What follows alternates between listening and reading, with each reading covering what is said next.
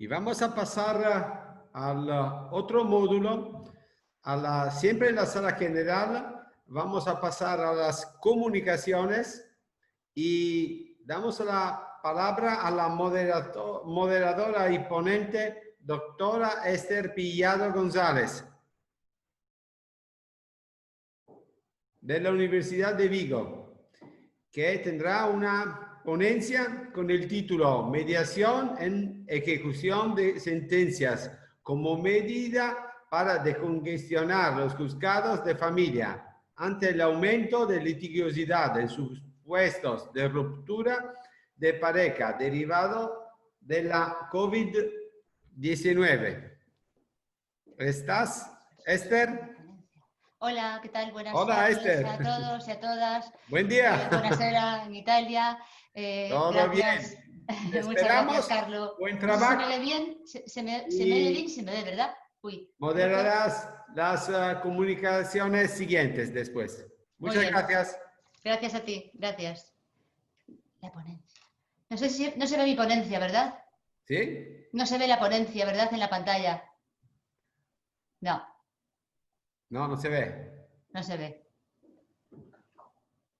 Bueno, pues ¿Vuelve por a algún intentar? problema no se ve la ponencia, pero como estamos fuera del tiempo y es mejor empezar ya, intentaré pero si hacerlo. quieres probar, puedes probar. Pruebo, ¿sí? Compartir la pantalla. Compartir pantalla. Sí, ya tenemos tiempo, tranquila. Vale, pues entonces me pongo a ello. Compartir pantalla, muy bien. La encuentras en el centro, a parte baja de Sí. tu pantalla. Está. Es verde. Perfecto, ya está cargando. ¿No? Pero no tienes la carpeta abierta. Sí, pero no me deja abrir la carpeta. Ajá. Búscala. Ah, la tengo en la otra pantalla, perdón. Como tengo doble pantalla, estaba en la otra. Ahora sí, ¿verdad? Está abriendo. ¿Sabéis? Perfecto. ¿Se ve? Solucionado, perfecto. Perfecto, muy bien. Pues entonces empiezo ya.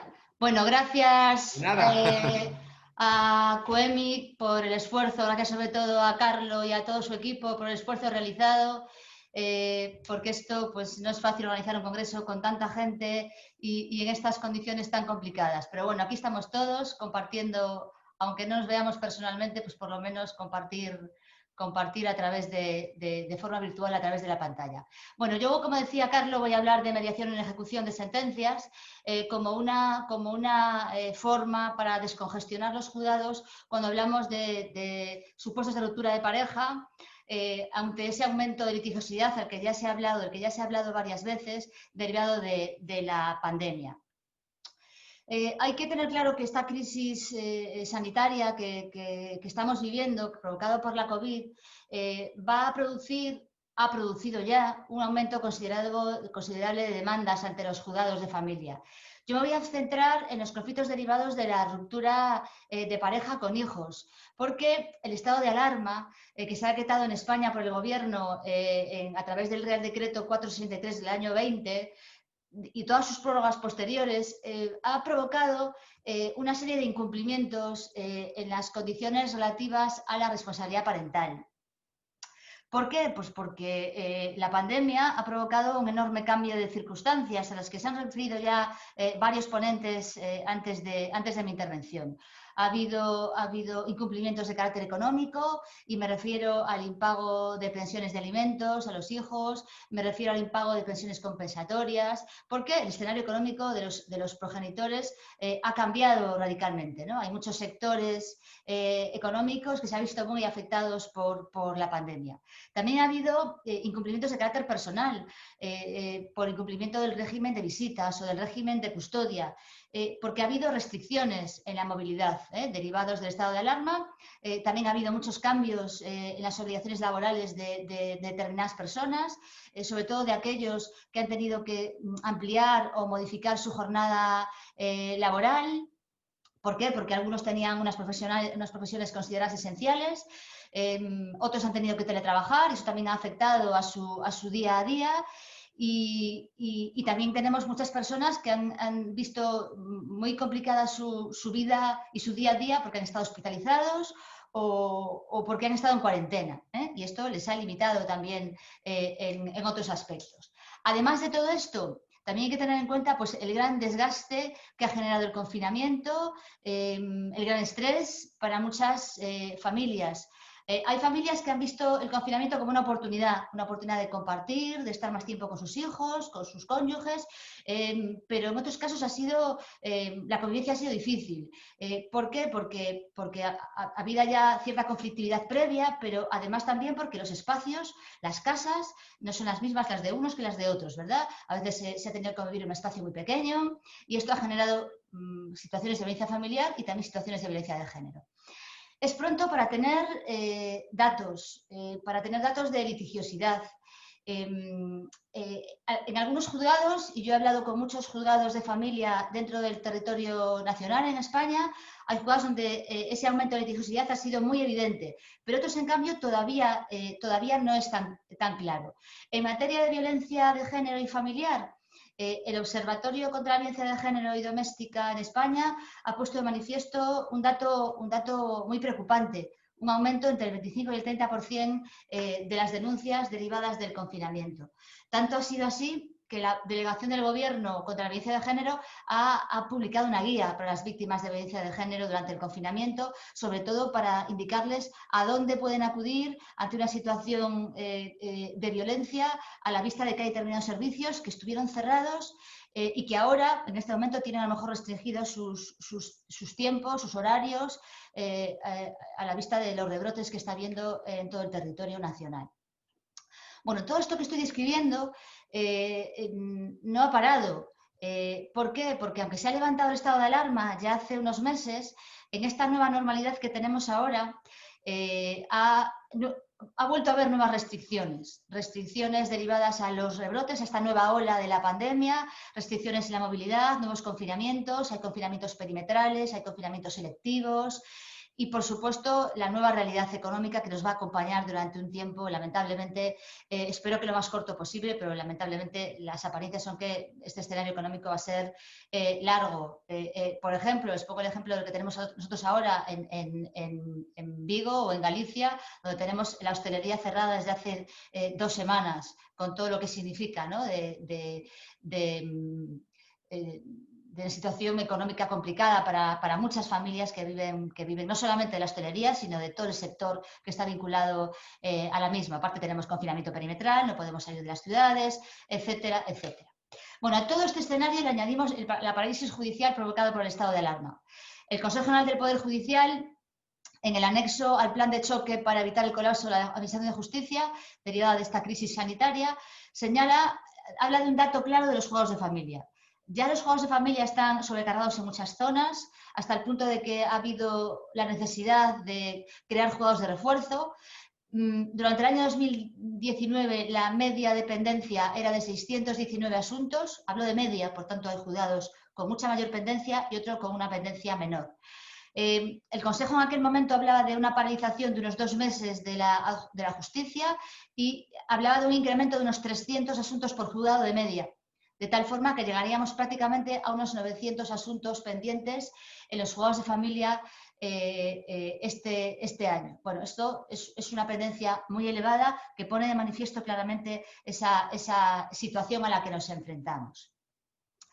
Además de esta previsible congestión de los tribunales, tampoco podemos perder de vista todo lo que está suponiendo el retraso en la tramitación de los asuntos en materia de familia por el efecto que produce, el efecto emocional, ¿verdad? Otro tipo de repercusiones diferentes a la estrictamente jurídica, en especial ya no solamente en los cónyuges, sino sobre todo en los menores o en otros miembros de la familia, pero sobre todo en los menores. Hablo de repercusiones en la salud, hay muchos estudios sobre esto, en la salud física, en la salud psicoemocional, en la parte social y también en el propio rendimiento económico de nuestros niños y niñas que están inmersos en una ruptura de pareja que se prolonga en el tiempo a la vista del retraso de nuestros tribunales para dictar sentencias. Si observamos los datos que ofrece el Instituto Nacional de Estadística, vemos como la ruptura de pareja afecta sobre todo a las parejas con hijos. El 80% de la ruptura de pareja se refiere a parejas con hijos. Esto es muy significativo, por tanto, no es un elemento que no deba tenerse en cuenta, sino todo lo contrario, ¿no? Medidas de agilidad, de rapidez, de descongestión para evitar ese efecto, sobre todo en los hijos. Bueno, ¿qué se preveía hace unos meses durante el estado de alarma en relación a los juzgados y qué está pasando realmente? Porque repito que es pronto para obtener datos. Yo tengo algunos datos pero muy parciales, pero datos obtenidos a pie de juzgado. ¿Pero qué es lo que está ocurriendo? Pues primero, un aumento de demandas ejecutivas. ¿Para qué? Para exigir el pago de pensiones de alimentos a los hijos, para pedir el cumplimiento del régimen de visitas y comunicaciones y custodias que está establecido en la sentencia y que se interrumpió durante determinados momentos y que ahora sigue generando dificultades de cumplimiento.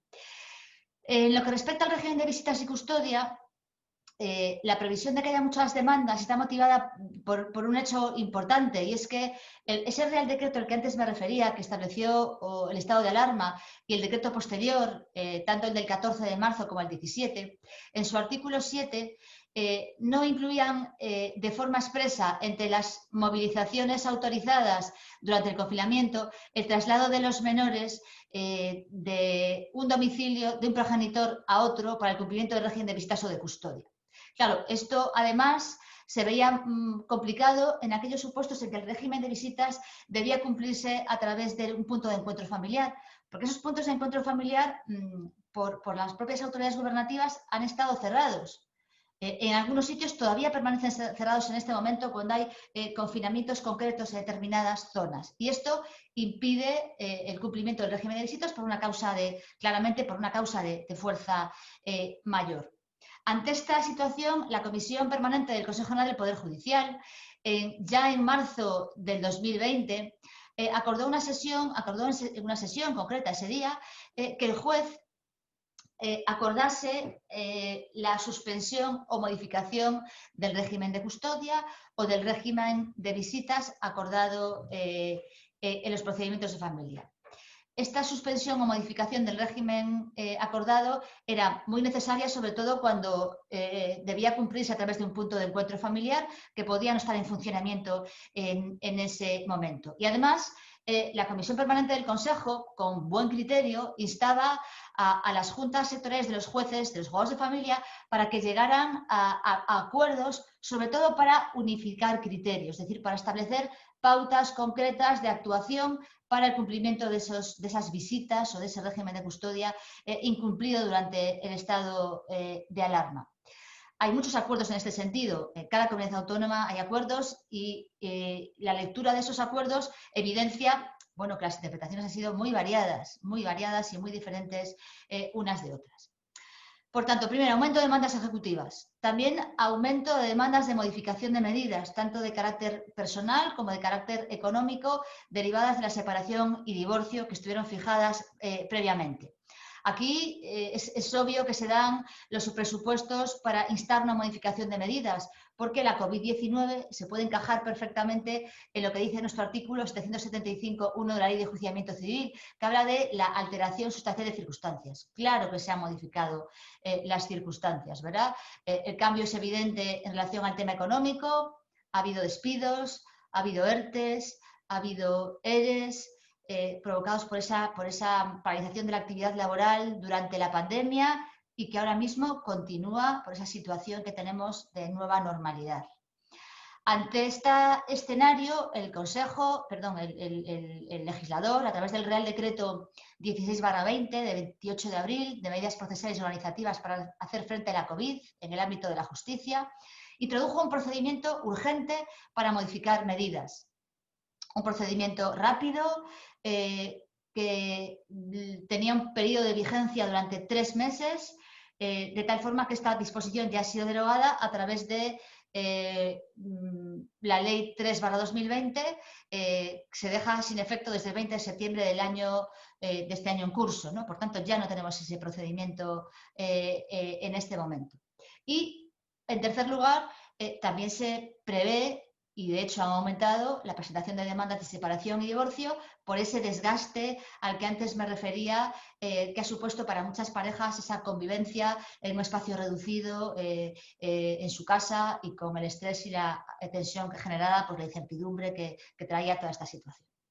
Bueno, ante todo esto, el Consejo General del Poder Judicial, el 16 de junio del año 20, aprueba un plan de choque para evitar el colapso de la Administración de Justicia por la crisis de la COVID-19. El plan es un plan amplio, tiene 5 fases o 5 bloques, no voy a entrar en todas ellas. Recoge una serie de medidas a adoptar, habla de medidas organizativas y procesales, habla de medidas de resolución extrajudicial de conflictos, habla de medidas para proteger colectivos vulnerables, medidas tecnológicas y, por supuesto, incluye un plan de formación específico para los jueces y para el personal de los juzgados. En lo que aquí nos interesa, el Consejo es consciente de que la mediación puede ser una respuesta o parte de la respuesta. Habla de la necesidad de realizar derivaciones judiciales a mediación, habla de la necesidad o de la conveniencia de sesiones informativas y mediaciones por medios telemáticos o electrónicos, y además habla de algo que a mí me parece especialmente importante, de crear un modelo de prestación de servicios de mediación intrajudicial, un modelo único, para evitar lo que tenemos ahora, que tenemos una dispersión de modelos en distintas comunidades autónomas, incluso puedo decir incluso en distintos juzgados, con un modelo diferente, con una dispersión de prácticas, de procesos y de criterios. Necesitamos un modelo único, unificado, con criterios de calidad, con un control unificado en todos ellos. Y además, algo también relevante, se insta a que el Consejo, el Ministerio de Justicia y las comunidades autónomas actúen de forma coordinada, ¿no? Se coordinen para impulsar la mediación intrajudicial de carácter transversal y en todos los órdenes jurisdiccionales. Todo está muy bien, pero no deja de ser pues, un desideratum, ¿verdad?, del Consejo. Yo creo que es momento de plantearnos de forma seria algo que aquí ya se ha hablado en otras ponencias. Yo no he podido estar en todas ellas porque hoy mismo tengo también yo aquí un congreso sobre derecho de familia, por tanto he estado entrando y saliendo a medida que mi propio congreso me lo permitía, pero se ha hablado tanto de la necesidad de retomar esa obligatoriedad mitigada de la mediación, tal como recoge el anteproyecto de ley de impulso de la mediación, aprobado en enero del 2019, que como bien sabemos habla de ese impulso o de esa mediación obligatoria en supuestos de ruptura de pareja, un tema donde encaja perfectamente. Por supuesto, siempre habrá que evitar que convirtamos la mediación en un mero trámite, debe ser un requisito de procedibilidad, pero cuidado, seguimos necesitando mucha labor de pedagogía para que esto no se convierta en un trámite como era en España la conciliación antes del año 84, cuando era obligatoria. Es un momento importante, pues desde el Ministerio de Justicia se nos ha consultado sobre ese anteproyecto de ley de medidas procesales, tecnológicas y de implantación de medios de solución de diferencias. Este plazo ya terminó, el plazo de consulta, pero ahí veíamos claramente esa intención de potenciar la capacidad negociadora de las partes y de potenciar la mediación, el arbitraje y otros medios de solución de conflictos. Pero yo creo que tenemos que pensar en lo que tenemos, y lo que tenemos es una ley de mediación y tenemos que utilizarla y tenemos que seguir utilizándola. Y yo creo que en este momento tenemos que concentrar nuestro esfuerzo en que se derive en ejecución. Yo no quiero ser pesimista, no quiero serlo, pero los datos que tenemos son los que son. Y los datos es que solamente en relación a ruptura de pareja, solamente se deriva en un 43% sobre el total de los asuntos contenciosos en materia de ruptura de pareja, que no es un índice especialmente alto. Si nos vamos a la mediación en ejecución, el índice es todavía más bajo. Lo pone de manifiesto Genme. Genme, sin dar datos, hace referencia a que las derivaciones en mediación, en supuestos de ruptura de pareja, en supuestos de divorcio, se refieren normalmente a la fase declarativa, pero no a la de ejecución, donde pese a todo, cuando hay derivación en ejecución, el porcentaje de acuerdo suele ser elevado. Pues aprovechemos esto. Yo tengo el dato, un dato pequeñito, ¿no? Un dato pequeñito porque partimos de un análisis en una zona pequeña. Tengo el dato del Servicio de Mediación Familiar Intrajudicial que tenemos aquí en Vigo, del año 2012 a 2015. La Universidad de Vigo era la coordinadora de este servicio durante ese tiempo y la derivación en ejecución es del 3,3%. Yo creo que podemos conseguir elevar esa derivación. ¿Cuándo se puede derivar en ejecución? Pues una vez que se presente la demanda ejecutiva. Lo ideal será cuando tenemos los escritos de ambas partes. Lo ideal sería derivar cuando ya sabemos que hay oposición a la ejecución y conocemos la posición de ambas partes. Además, son muy positivas las derivaciones en la propia sentencia, cuando el propio juez es consciente de aquellos puntos que pueden ser motivo de discrepancia en la propia ejecución. Y entonces establece la derivación en ejecución, por ejemplo, en el caso del régimen de visitas y estancias o ciertas discrepancias en el ejercicio de la patria potestad. Y ahí les deriva a unas sesiones periódicas para que lleguen a acuerdos puntuales sobre esas cuestiones. Por supuesto, la derivación en ejecución no va a suspender las actuaciones. Por tanto, que ningún abogado piense que esto va a retrasar su ejecución. En ningún caso va a ser así. Es decir, nunca va a haber una consecuencia negativa de la derivación en ejecución. Y cuando hablamos de la derivación en este momento, digo post-pandemia, pero yo creo que todavía en plena pandemia, porque estamos en la segunda ola, la mediación ayuda a que se retomen las relaciones entre padres e hijos. Hay que tener en cuenta que el confinamiento pudo haber distanciado a los hijos con el progenitor no custodio y puede hacer difícil retomar o restablecer o compensar las visitas. Además, hay que tener en cuenta que normalmente cuando se ha recuperado cierta normalidad, y hablo de los meses de julio, agosto, muchas veces la demanda ejecutiva al mismo tiempo iba acompañada de una petición de modificación de medidas. Y esto es posible que podamos utilizar la derivación en ejecución para intentar llegar a acuerdos sobre esa modificación de medidas y así evitar una mayor conflictividad. Pongo de manifiesto las grandes ventajas de la derivación en ejecución porque la propia experiencia que hemos tenido nosotros en nuestro servicio de mediación familiar aquí en Vigo, hemos visto como, sobre todo cuando hablamos ya de menores de cierta edad, 12, 13, 14 años, que ya pueden participar en el procedimiento de mediación. Cuando esos menores incumplen ellos mismos las visitas con el progenitor no custodio porque ya no quieren ir, ellos mismos, acudiendo a la mediación en ejecución, se hace mucho más fácil llegar a acuerdos sobre el cumplimiento de las visitas. Termino ya, que me queda un minuto, menos de un minuto. Cuando una persona mediadora se enfrenta a un procedimiento de mediación familiar en fase de ejecución, debe tener en cuenta que la mediación en esta fase tiene una serie de particularidades.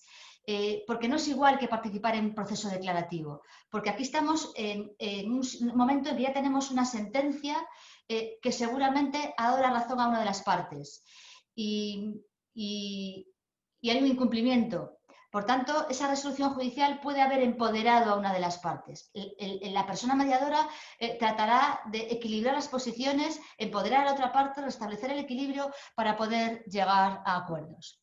Por tanto, tenemos mucho que avanzar en materia de mediación. Efectivamente, yo creo que esto es una oportunidad para avanzar, pero también tenemos que aprovechar lo que ya tenemos. Tenemos que avanzar en materia legislativa, importante. Ojalá en esta norma que está preparando ahora el Ministerio de Justicia de agilización procesal, de verdad aparezca una apuesta clara por la mediación, pero tenemos que aprovechar lo que tenemos, la ley que tenemos, y por tanto fomentar la mediación y en relación a la que yo estoy disponiendo ahora, fomentar la mediación en ejecución, para intentar alcanzar acuerdos que eviten los incumplimientos y que también permitan alcanzar acuerdos sobre las modificaciones de las medidas cuando hay incumplimiento de las mismas.